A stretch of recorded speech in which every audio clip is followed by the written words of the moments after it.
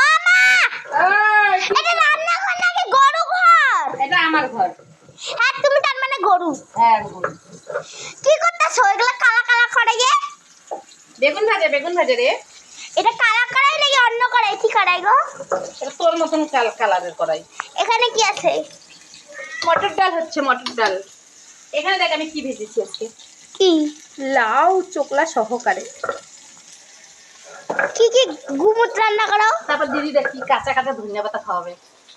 হ্যাঁ আমার মুখ দেখাবি না যে শুধু ধন্যবাদ দেখা হ্যাঁ দেখ আমি কত সুন্দর বাটি। কাঁচা কাঁচা।